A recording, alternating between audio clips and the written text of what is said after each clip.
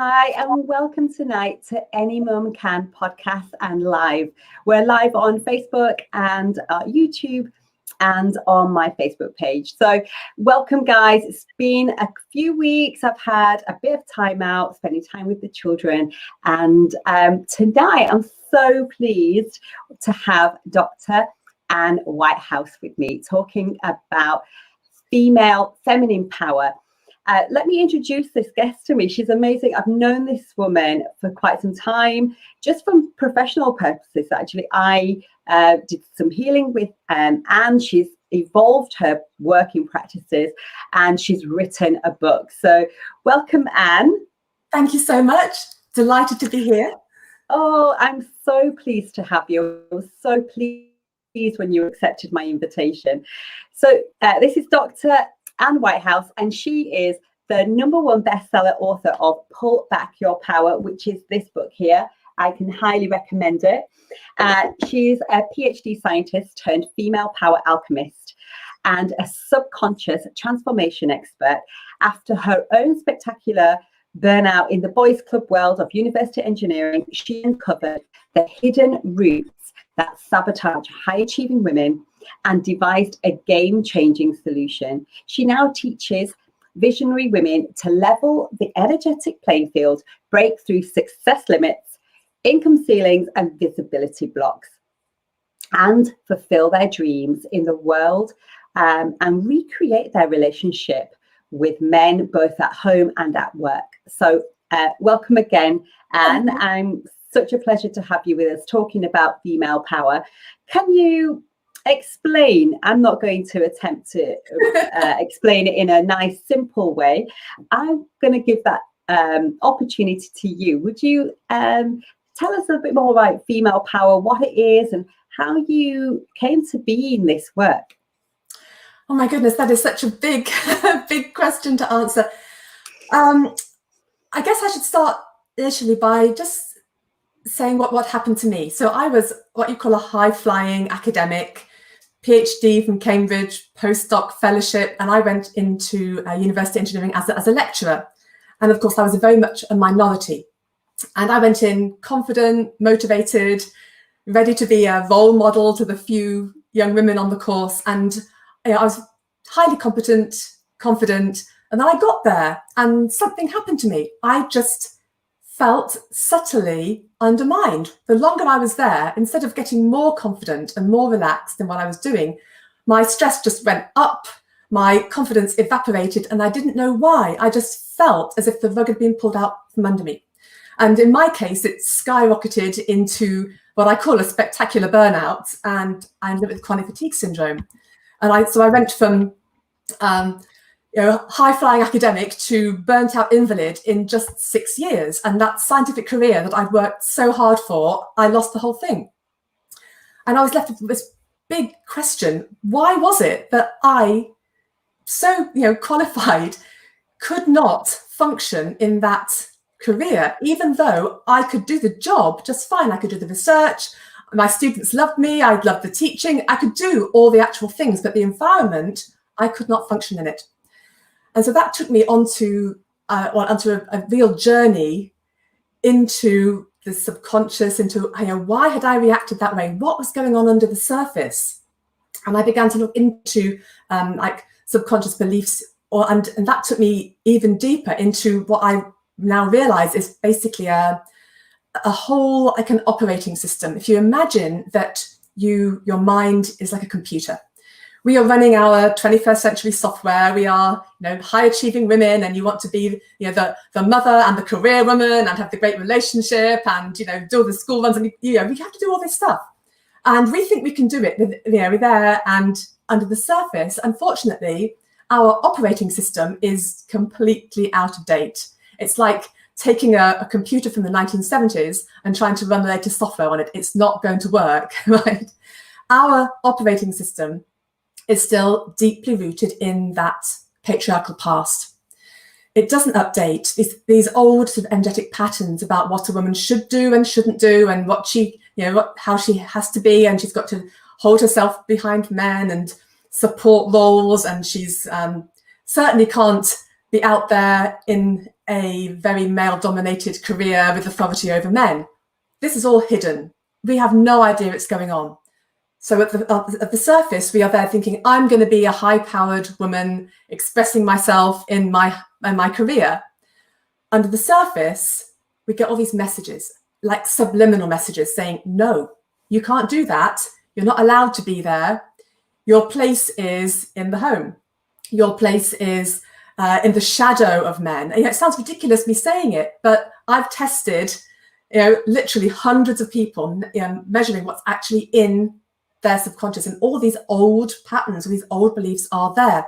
So what it says to a woman is, you're not allowed to be yourself here. You're not allowed to express your true female power. So what we do is we shut ourselves down. We start to suppress parts of ourselves. We fit in to the world around us, which is a very big male default, male benchmark world. It's what we've inherited. And there's no judgment. It is what it is. And all this subtle messaging is going on, even if the people you're with are great, and enlightened, we still get all this messaging. So our true power is literally squashed, and we are running on we're catching up all the time. We're running on empty. So what happens is one of two things. Either a woman will end up kind of shutting down and becoming invisible, holding back, not feeling as confident as her abilities say she should be. That's what happened to me. Or with the same messaging, she has a different character. She's going to say subconsciously, I'm not allowed to be in my female power here. So I've got to take on a very aggressive, confrontational male energy in order to succeed. And you see that kind of women in the workplace all the time. So both types have had to change who they are in here, right? Because they are reacting to this male default energetic world and all the old programming, all the hidden stuff, and all the subtle messages, the put downs, the fact that it's assumed that the man next to you is an authority, even though you're the one with the authority, but the knee-jerk reaction is that the man is the one with the authority. All this stuff, it goes at you day after day after day, messaging subtly, you're not allowed to be a powerful woman here. And on top of that, we have this enormous heritage of powerful women are persecuted and put to death. For millennia, all over the world, it's been the case. Women who have rocked the boat, gone against the status quo, gone against patriarchy, have been attacked, executed over and over again. And it gives us there's a very big, what I would call a group consciousness, like beliefs that are in the energy fields that they're so strong that it's dangerous to be seen as a powerful woman. And all of this causes us to subconsciously hold back or think we have to change who we are. And all of that, of course, takes us out of alignment, and we're not free to be ourselves. We do achieve, we push ourselves, but because we aren't free to be who we really are and have our true power completely expressed, there's a cost. And it could be burnout, and it could be a problem with your relationship. It could be a problem with your health. It could be that your whole work life feels like one great big battle or struggle because the energies are just out of alignment. So my work, the female power alchemy of my work, is to free women from all of these effects, which you have to do on a deep level. You can't just say, I'm going to ignore it. It doesn't work that way, alas. It'd be great if it did, but it doesn't. You have to free yourself on that deeper level so that although the messaging is going on, doesn't send your subconscious into a fight or flight. So you can then feel relaxed, being confident, being seen, being in the spotlight, earning the money, maybe earning more than your partner, without it triggering all of that stuff that undermines so many women. So sorry, that's quite a long answer, but I hope that covered what you were after. Yeah, well, that really explains, the underlying foundations of your book as well, essentially, because you do talk about all of those things. But I suppose my question is, how is it you say that we're not aware of it, and there'll be some women that can really resonate and say, most definitely, I can really resonate, and there is something that I feel I can't see, but I don't know why I can't get any further, or things don't feel right. Well, then there'll be other women that'll say, do you know, I've had a really good education. Doors have just opened for me, and I've had no problem. And you know, some women haven't had children, so they may not have that conflict of motherhood and then career and drive for that, you know, high aspiration of breaking all ceilings. But they, you know, so what's your thoughts on women that feel the doors have just opened, and I've, you know, not had children, I don't feel like things are in my way, and things are generally, yes, there are some glass ceilings, but I've broken through them. What's your perspective? Okay, so there are various factors that come into play here.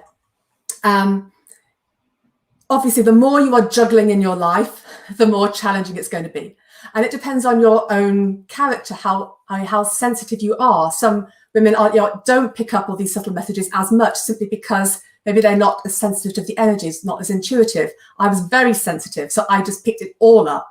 And so, I was particularly vulnerable in this regard.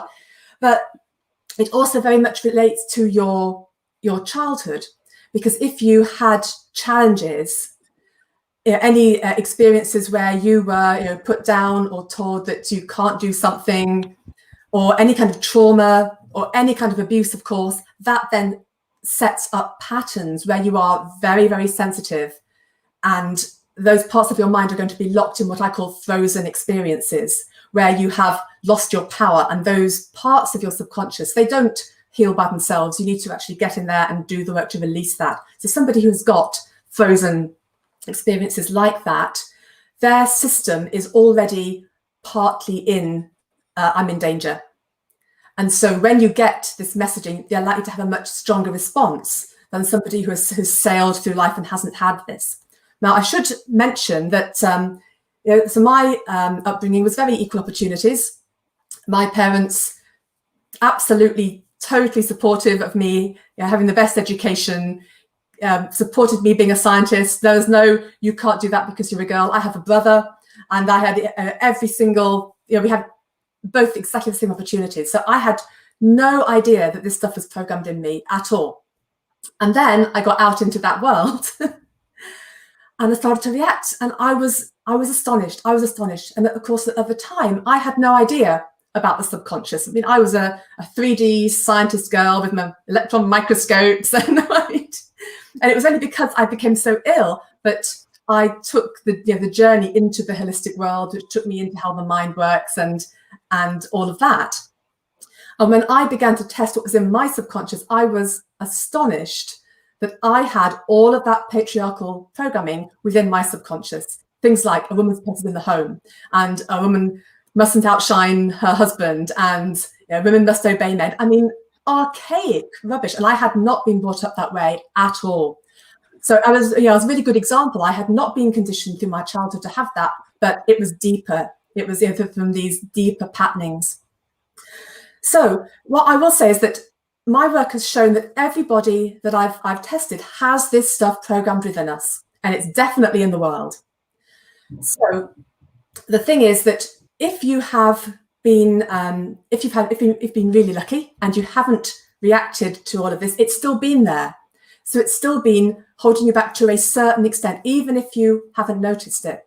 So in that case, if you were to then clear that, you might find that you suddenly leapt up to an even higher level, and without that holding you down. It's the people who are suffering because it's really quite extreme, or indeed the women who have gone the taking on the male energy route. They tend to get much higher in their careers. There's women who will get onto the board. They're the one who will. They're the ones who they'll become the MPs.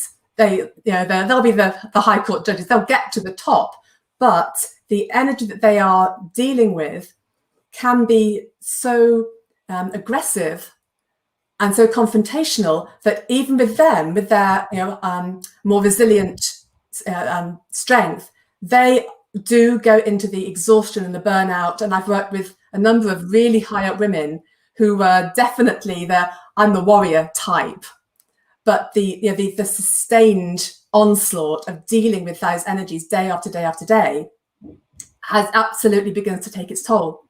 So the thing is that all women are dealing with this because it's the world we're in. Nobody is in a bubble. We are all plugged into it. That's how we start. When we free ourselves from all this hidden stuff, then it becomes, oh my goodness, I had no idea that in fact I've been holding this weight my whole life, because we've lived with it all the time. And it's when you're free, it becomes, wow, I didn't realize I was that confident. I didn't realize I could do this. I didn't realize I could stand in the spotlight and speak to 500 people without any problem, whatever it might be for you, because we're used to it. We deal with it. We adapt every single day, and we shouldn't have to adapt. So I hope that answers your question. Yeah, that does. And I suppose that in the mix of all that, because yes, you can take the male energy and I remember when, my time when I was in the corporate world, it almost felt like you had to do that to some degree and unconsciously I did that. But so I think a lot of people may not even recognize it as male energy. It's just assertion, being very to the point. Whereas female energy is, how would you explain female energy? Like the feminine energy, the more softer.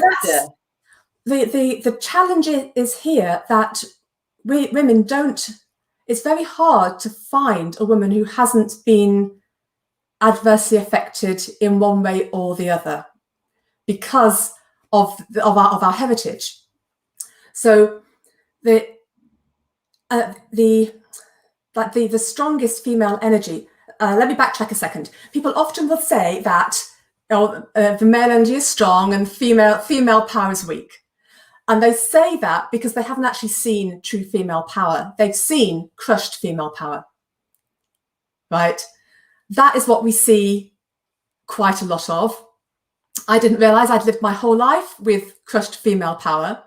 I had no idea what it felt like to actually hold my power. And the thing, the male power, it's very, it's very directional. It's very focused, bang, bang, bang, action, goal, all of that. And that totally has a place, and we absolutely need it. But if a woman is in that mode, it doesn't suit us, because our energy is, it's softer, it has it cycles. We have an enormous strength, but think it's the difference between like the arrow and the wave. The wave is very powerful, but then it kind of dissipates. It doesn't have that bang energy, it has its place, right? Yes. So we need both of those.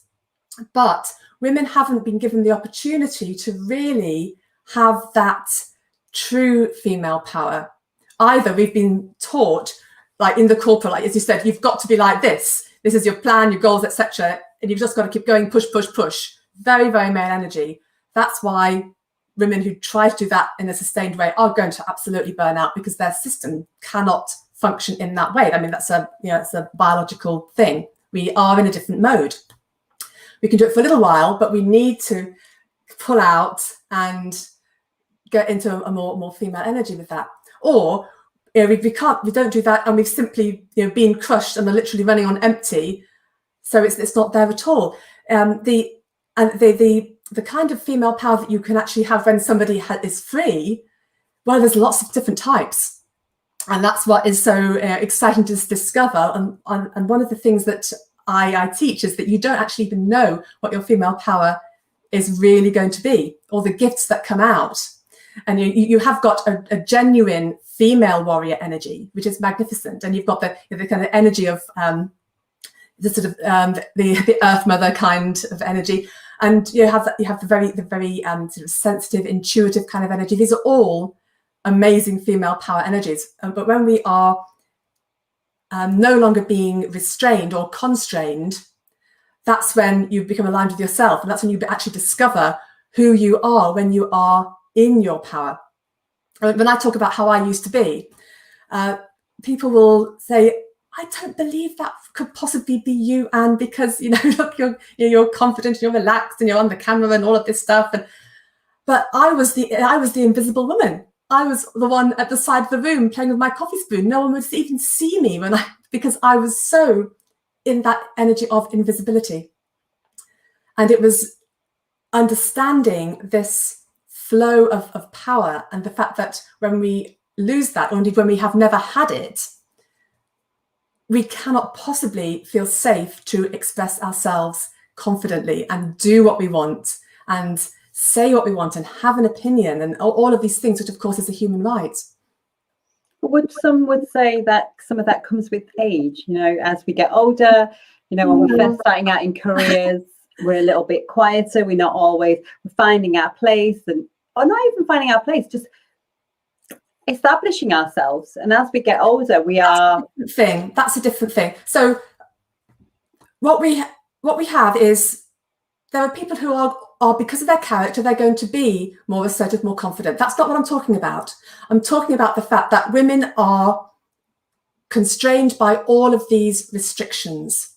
So you may be confident and assertive, but what I'm saying is, excellent, well done, you have achieved X, Y, and Z, even within the constraints. I'm saying when you free yourself from that constraint, what else might blossom for you? That's what I'm talking about. And every woman who's succeeded in the world has been adapting and reacting to all of this messaging, all of these subconscious things saying, no, you can't, that's forbidden, all of that, you know, being put down, or etc. She's reacting to it. She does not yet know how she can be and how much more she can be when that is taken off. And do you find that it's mainly the people that are really struggling that reach out? Not at all. Okay. No, because what happens is it's not just one process and then you're free. Our problem is the limits, and this is the big legacy of patriarchy that we have to deal with, and that is that we are set in a whole load of subconscious limits, which I call literally a web of limitations. So you might get to a certain point in your career, a certain amount of income or a certain level of authority, and what happens is then your subconscious will say, oh, you've hit the limit, you have equaled your husband, you can't go beyond that, that's it. So you hit like a plateau, an inner glass ceiling, and you just get blocked, and you don't know why. You think, why can't I get past this wretched limit? Why can't I get past this? And the stress will build, and your subconscious is busy saying, no, you've got to stop now. You've got to pull back. You've gone too far. It's not safe to go any further into that spotlight, because then powerful woman in the spotlight, you're going to be killed for that. So it tries to pull you back. You push forward, it pulls you back. And what you get is like elastic band. You get stretched. You're going one way, it's pulling you the other way. And that internal stress, that then creates the imposter syndrome, that creates the stress, that might create other health problems. Definitely relationship conflict can come in at this point. So most of the women who I've really worked with, who are very much high flyers, they have got very successful, and then they've hit these limits.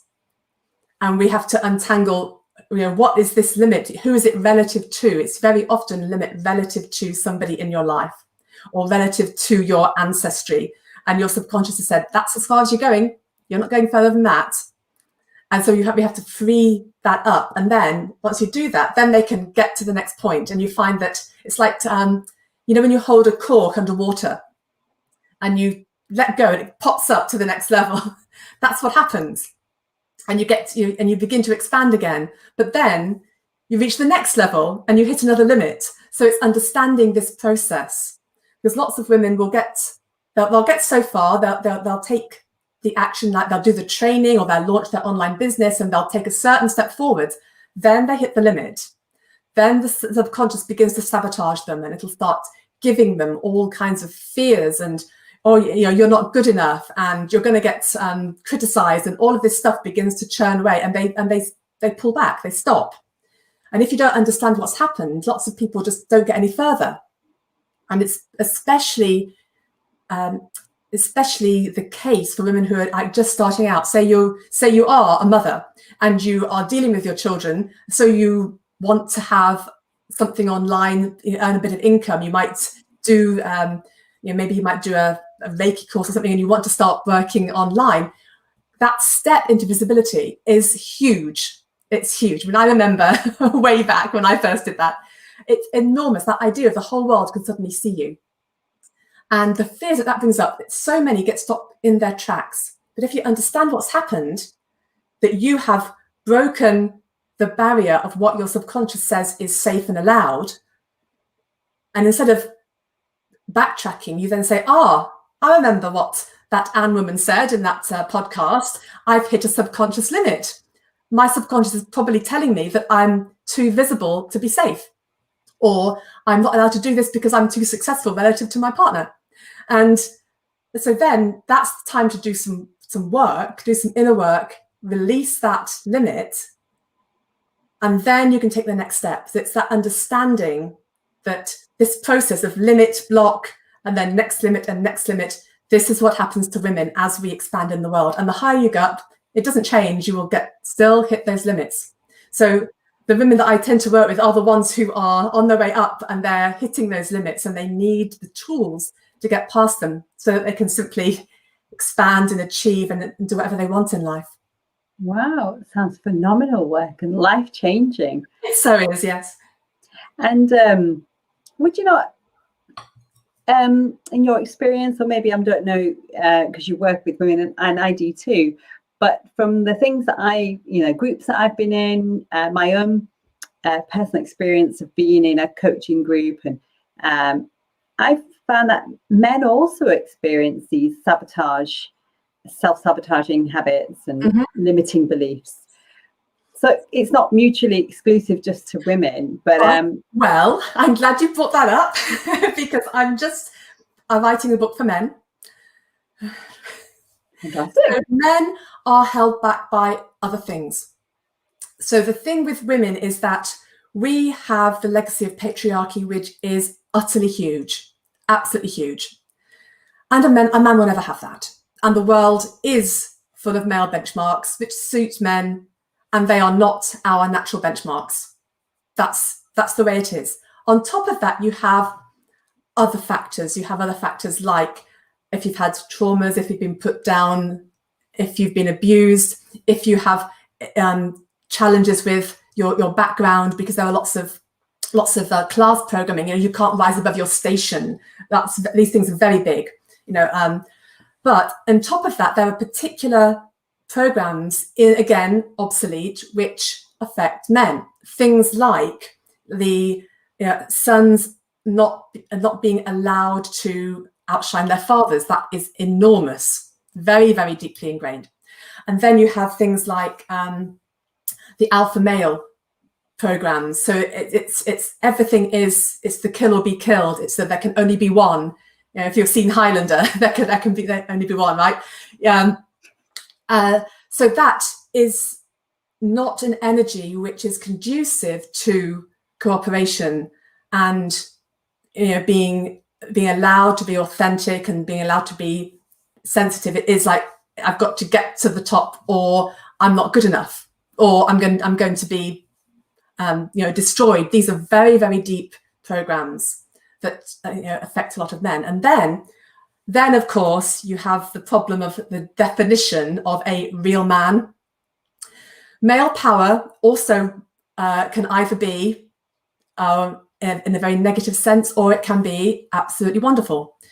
And in the world, we have very big examples of very what I would call a negative manifestation of male power, which is really, I'm using force. I'm stronger than you, so I can bash you and do what I like because I'm more forceful. That isn't power, that is force. But true male power also includes love and collective good and responsibility. And that is, that's the divine masculine expressed in a human man. So that is fantastic, and we need that balanced with the female in order to have power properly expressed in our world. And goodness, do we need that at the moment? We don't have that, because all the old programming around what tells men how they should be, again, it's all under the surface, is saying that a man should be forceful and should put down women. A man's value in this hidden operating system is defined by how much he controls women or how much he earns more than his wife. Very much power over, power under stuff. So that is not helpful. That is outdated. It's not what we are trying to create, certainly not in British society. We're trying to create something better. But again, there's the conflict between what the man is trying to do and be, especially if he is a man who is a deep thinker, more sensitive, more caring. And if his subconscious is saying, you're only valued as a man if you are forceful and at the top and putting people down and controlling women, he's going to have an internal conflict, which is going to create problems for him as well.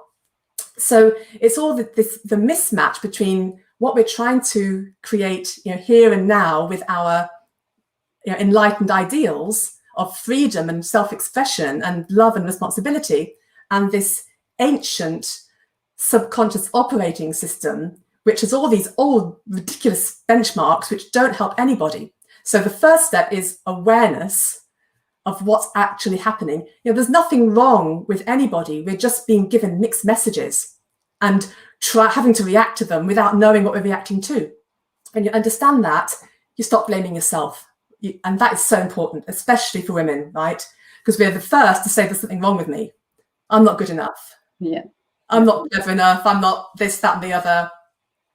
But when you understand, oh, it's that stupid operating system, it's telling me I should be something that's outdated. Rubbish. Of course I can be whatever I want to be. So that awareness is the first step. And then comes, working with the techniques to literally bring back the power, bring the subconscious out of fight or flight. Then when you do that, you begin to look around subconsciously, and your mind will say, oh, hang on a minute. It's not the 16th century after all. It's the 21st century. Turns out I am free. Turns out I can outshine men and not be put to death for it. Fantastic, right?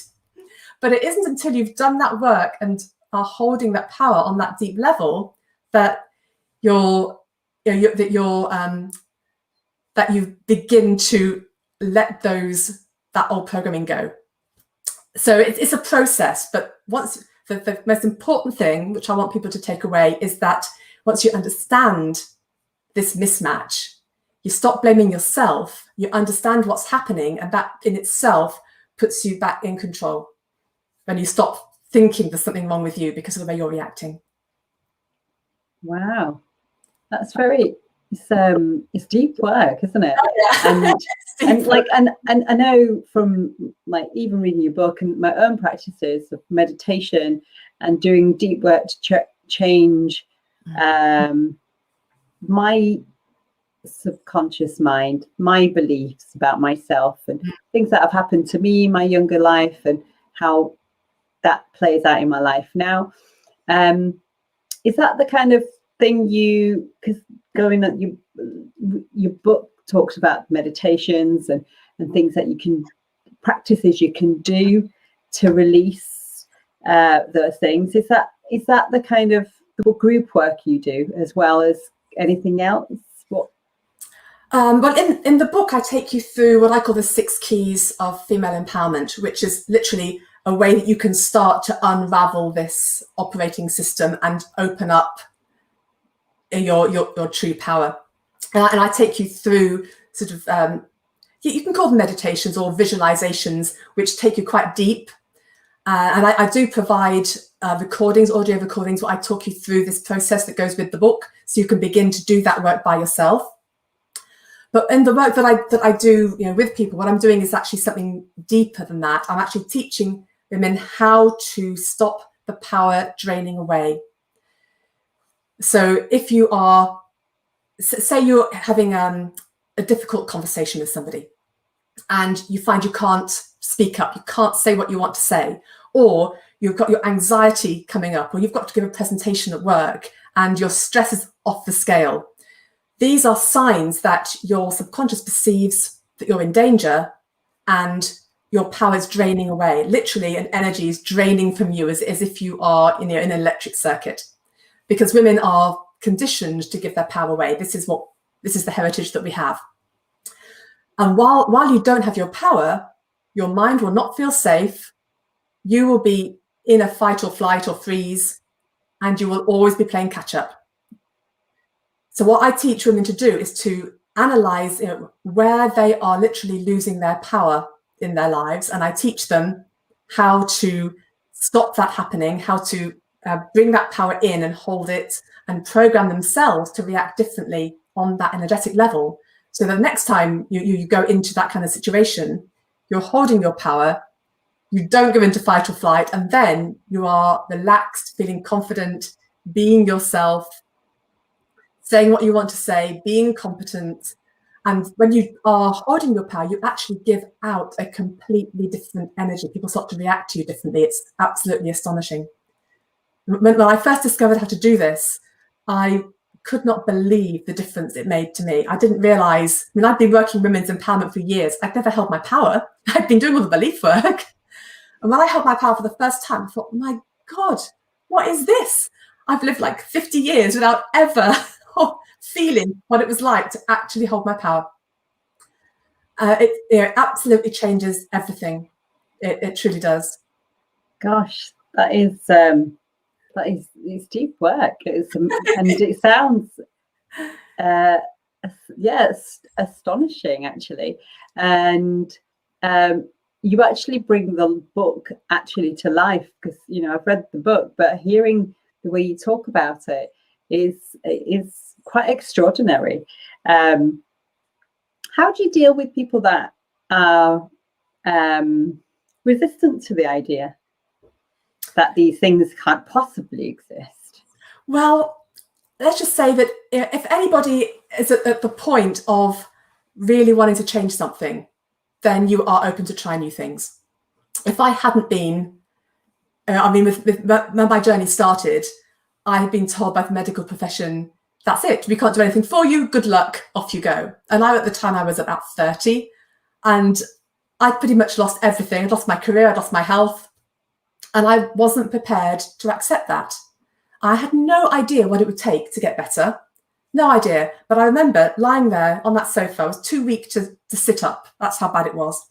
And I literally made a choice, and it was like a switch in my head. And I just thought, I am not prepared for this to be my life. I'm going to find the solution. I don't care what it is. I don't care what I have to try. I don't care how long it takes.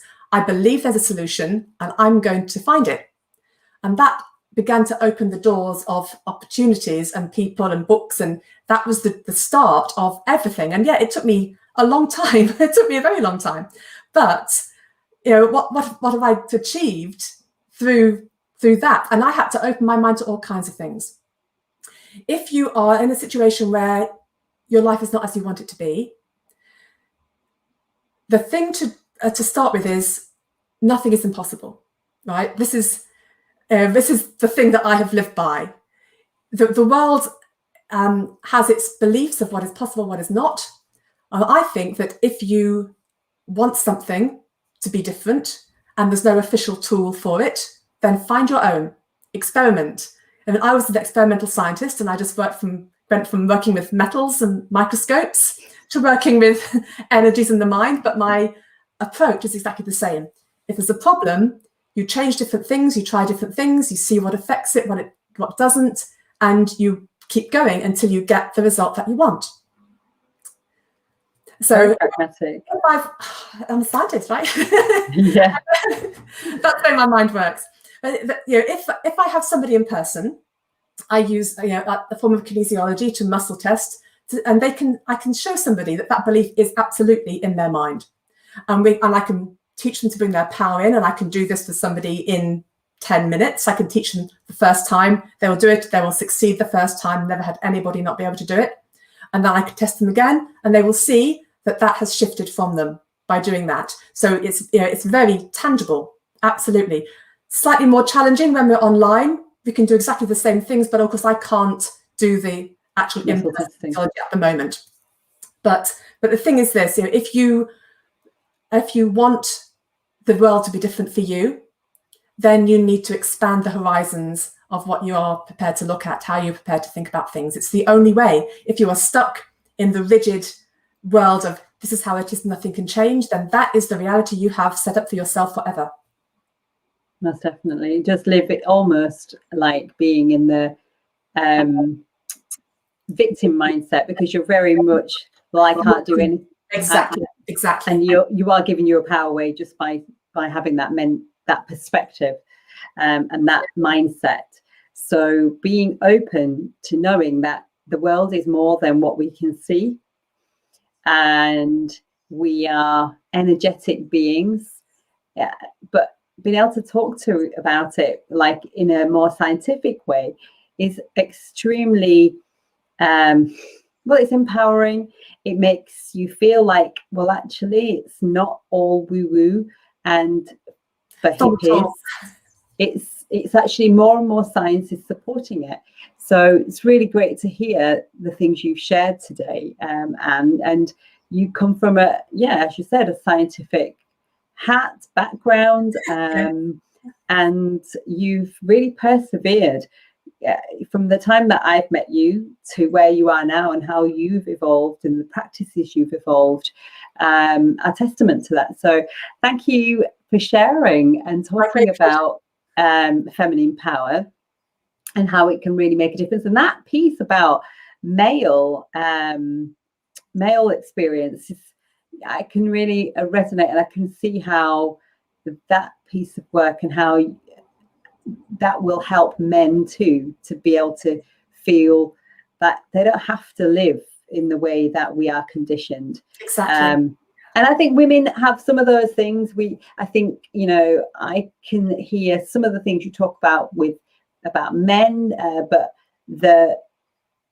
all the conditioning on my perspective is like the female experience, as well as what we as our personal upbringing of what we've been told day in, day out, and then how that really shapes us, and that those beliefs. But then what I find phenomenal is this thing you talk about, the energy, which is slightly different to the energy that, say, we've talked about before, Dr. Joe Dispenza's work about our energy field around us, but you're talking about it in a very different way. But we're not going to get into that now, because that's, you know, huge. But I really can't recommend Anne's book enough. It's very insightful. I think some of it, I have to be honest, I was at first like a bit defensive, that no way. Because nobody wants to believe that we have all this programming that's so very patriarchal, because we are free-thinking, empowered 21st century women. But it's like this, being an ostrich doesn't help. It is there, it's in all of us, it's what we've inherited. If you accept that it's there and it is undermining you and do something about it, you can then be more amazing, more empowered, more relaxed, more confident. What have you got to lose? If you say, oh, I don't believe it's there, well, nothing's going to change for you. Yeah. And I can hands down say I agree with that, because when I felt stuck and I buried my head in the sand and just like, you know what, I'll power through this because I'm a warrior. I felt like I've stood still, and actually I felt very disempowered actually by not opening my mind to some wider practices, wider ways of thinking, rather than just what I can see and what I've learned in my younger life, but actually being open to energy, different ways of accessing the universe, really, of how, you know, our even thinking about our ancestral heritage, because that was something that actually the first time with when you and I first met, when that was the first time, and we talk about it a little bit in our culture, but not to the degree that we did when you and I spoke. So, and that was the first time I had my eyes opened. I think I did like feel like, oh, when I repeated it out loud to my family, to my sisters, I was like, oh my gosh, this sounds really weird saying this. But as the years have passed, I've become more, okay, I really can see that. So thank you for that experience that I had 8 years ago. Yeah. And how that's grown. It's like you planted a seed, and I've done so much work since. And yeah, so that's great. Thank you. What inspires you? Like, just a little bit about yourself, just to finish off. What inspires you to do the work you do? Okay. Well, I went through so much. It was so hard. And then I found the reason and the solution. And I then have young women coming to me, 30 years younger than me, who are experiencing exactly the same things as I did all those years ago. And I think it is just so wrong that, literally decades later, what women are having to put up with out there in the workplace is exactly the same. Come on, why is it not changed? And it hasn't changed because this operating system hasn't changed. We may have the equal opportunities law and all of that, but all of this subtle stuff, it still goes on. Women are still reacting in the same way, and it's just wrong. So I started off with this, a passion to prevent other women being held back the way that I was, other women losing their careers the way that I did, totally. And then, as you know, I had the big tragedy in 2014 when my daughter passed away, and I totally went from I'm passionate about bringing this to the women who need it, and it is so important that every woman that I can possibly help has access to these tools and this understanding. Because even though my daughter's obviously no longer here, in a way, I've thought about how would it have been for her had she grown up, and I would have wanted her to have that freedom to be herself, to not be put down, to not have the authority automatically assigned to the man standing next to her because she's female. And it's so important that the next generation and the one after that does not have to go through what women of my age have gone through. And the thing is, the reason why we've had it hard is because we are the women on the cusp, if you like. We're the first, pretty much in history, to have all the opportunity to have the freedom and do what we want and have the careers and have the education. But because we're the first, all the subtle stuff has not had time to catch up. So we've been on this transition, suffering all this mismatch and everything. And as I've explained, it comes out in different ways for different people, but it's a huge, huge thing. And the fact that I see it in women so much younger, it needs to change. Yeah. And just the top level stuff isn't addressing it because these effects are very deep, they're very ingrained, and there's so many layers to it. It needs to change, and that's what that's what I'm passionate about. Well, and that just made me think, actually, like when you said first we're on the cusp, it's like we're coming towards the end of our time, but I really wanted to make this point because actually it's really valid that I'm first generation Indian in the UK, and there are many the same in this country, in America, and I'm a woman as well, and where we are the first to break so many barriers. We've broken so many things that we haven't ever had before, because we've always been in a different environment for a start, often from countryside, where women have had very little career opportunity, and may have been able to go to school, but then to be able to come into a completely different type of society and have an education, being able to go to university and have huge opportunities to think what we could go and do. And some of us may not have felt like we had that because some parents were very, very particular about what career profession you went into. But the point is that it's not just Asian, I'm Indian, but there are people from all the way around the world that have come to various Western societies that are also have the experience of not just the female experience, but then on top of that, their race experience of being the first in women, but the first in their race or their culture. Exactly. So the whole thing, it just exacerbates it. So if you're like me, white English, my mother had certain opportunities to a certain point, but nowhere near as much as I had.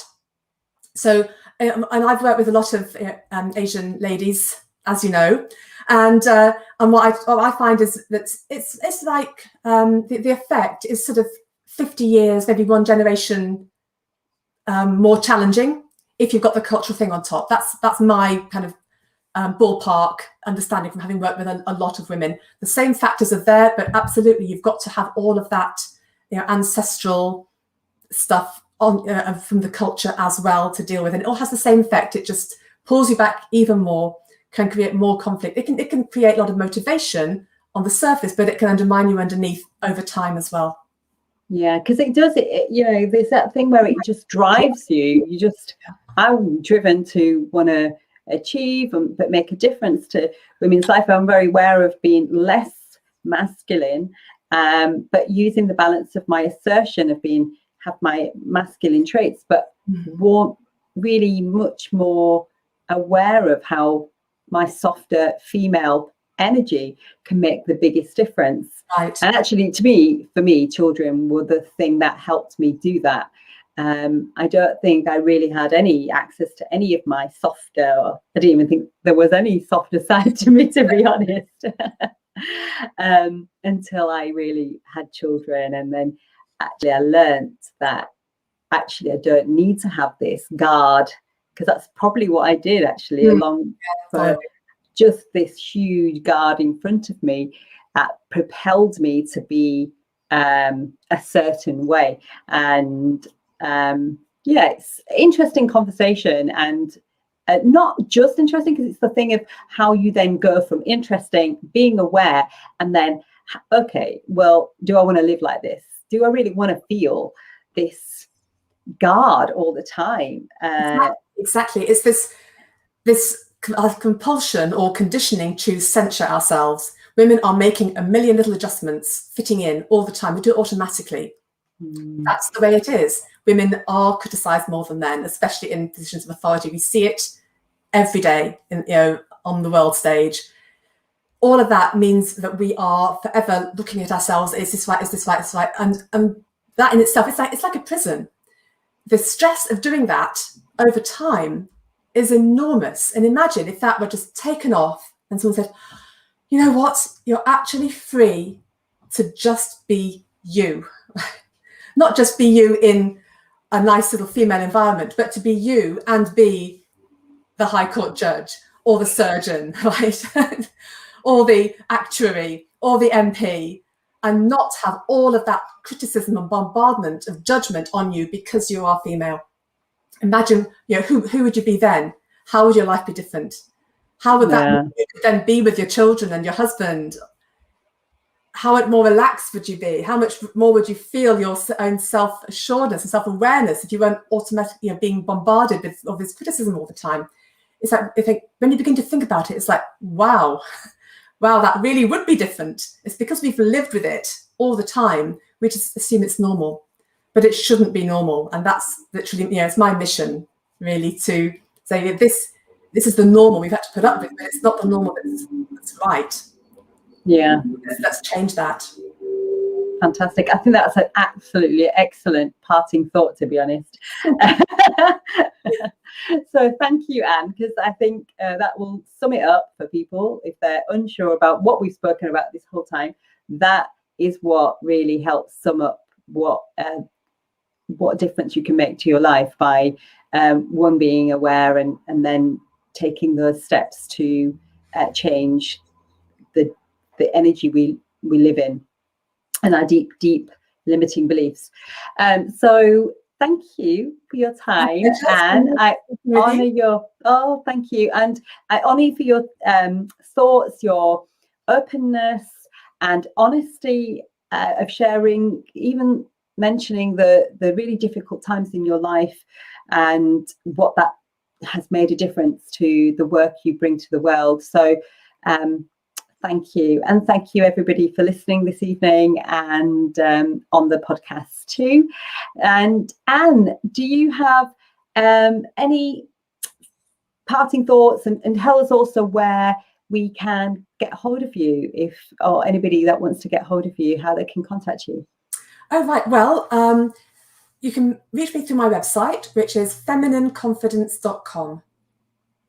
And also, of course, on Facebook, it's Anne Whitehouse, PhD. Fantastic. So those are probably the best places to get hold of me. And I guess I think I probably said it already. My parting thought really is, there is nothing is impossible. Nothing is impossible. But when you are used to a certain energy around you that's been there your whole life, you kind of assume that's all that it can be, but it's not. When you look at it with fresh eyes and say, goodness, actually, I am adjusting myself all the time. I am doing this, that, and the other because it's expected. I do feel that I'm losing my power. When you look at it with that new awareness, that puts you in a completely different position. And that can then open the door to you freeing yourself from that. And if whatever you've achieved up until now, you've done it with all of this undermining you to some extent. So imagine if you were to allow that to go, how amazing could you be then? Fantastic. Well, thank you, Anne.